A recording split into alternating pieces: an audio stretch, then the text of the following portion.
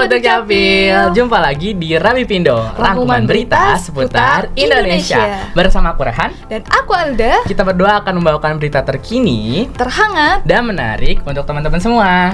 Pada segmen program Rami Pindo kali ini, kami berdua akan membawakan berita seputar Adminduk yang tentunya akan menambah pengetahuan Sobat Dukcapil. Betul banget. Nah, berita pertama itu ada tentang IKD nih Mbak. Tapi sebelumnya aku mau nanya dulu ke Mbak Alda. Mbak Alda udah bikin IKD belum? Udah dong Mas, IKD bagi aku tuh simpel banget tahu. Bener banget, karena kan IKD itu ada di handphone kan. Iya, jadi kan kita juga kemana-mana bawa handphone, jadi nggak ribet bawa kartu fisik KTP. Betul banget. Nah kalau misalnya kereta juga kan tinggal unjukin doang kan. Jadi gak usah ribet-ribet lah ngeluarin KTP dulu yang fisiknya itu dari dompet. Jadi tinggal keluarin handphone aja gitu kan. Biasa handphone dipegang kan gitu. 24 jam. Betul banget, tinggal buka aja aplikasi IKD-nya. Tinggal tunjukin deh ke petugas di stasiun atau di bandara. Nah kita langsung masuk nih ke berita pertama Mbak. Dukcapil sosialisasikan IKD dan NIT pada pekerja migran Indonesia di Hong Kong. Dirjen Dukcapil Kementerian Dalam Negeri mengembangkan inovasi identitas kependudukan digital atau IKD. Dirjen Teguh Setiabudi dalam acara sosialisasi pembukaan tabungan menggunakan IKD atau nomor identitas tunggal yaitu NIT kepada pekerja migran Indonesia di Hong Kong mengatakan bahwa dengan IKD pelayanan publik akan jauh lebih cepat, aman, dan akurat. IKD melengkapi KTPL secara fisik dan bisa diaktifasi melalui smartphone baik Android maupun iOS.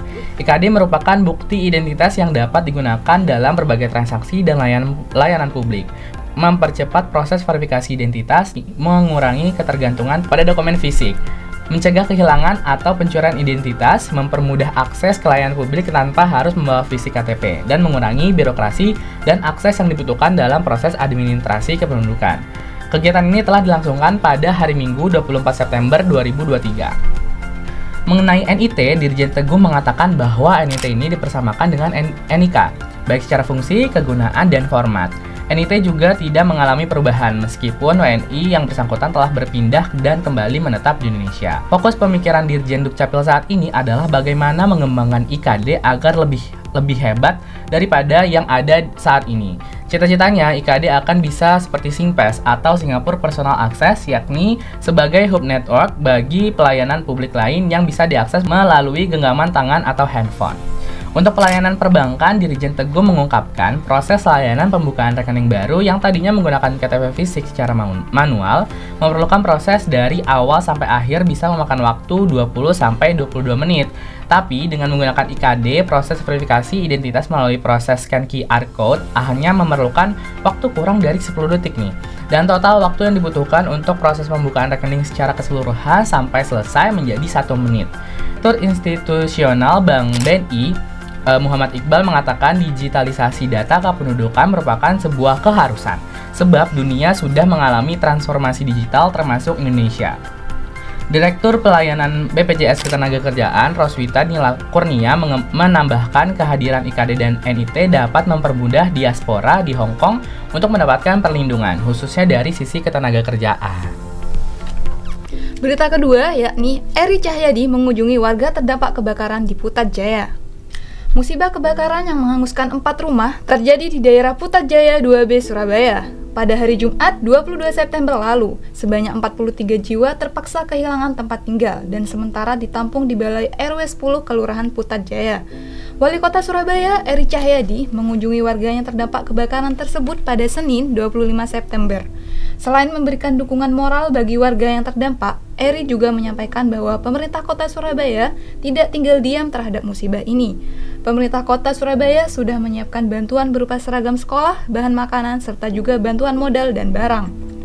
Menanggapi pertanyaan terkait berapa lama warga akan tinggal di tempat penampungan, Eri menjelaskan bahwa konsentrasi Pemkot Surabaya adalah ke pembangunan rumah dan tempat penampungan tetap di Balai RW selama 10 hari.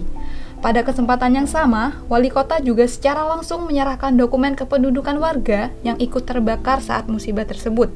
Dalam hal ini, Disdukcapil Surabaya juga langsung bergerak cepat pasca kejadian kebakaran dengan mendata warga yang dokumen adminduknya ikut terbakar serta langsung mencetakkan dokumen tersebut seperti KTP, KK, dan juga akta kelahiran. Wah, berarti Pemkot Surabaya tuh cepat banget ya Mbak ambil langkahnya gitu untuk masalah tersebut. Betul Mas, selain Pemkot, Disdukcapil juga ikut gercep loh Mas. Mereka langsung terjun untuk membantu mengurus dokumen administrasi kependudukan yang ikut terbakar. Oh, berarti emang sama-sama cepat ya Pemkot sama Dukcapilnya.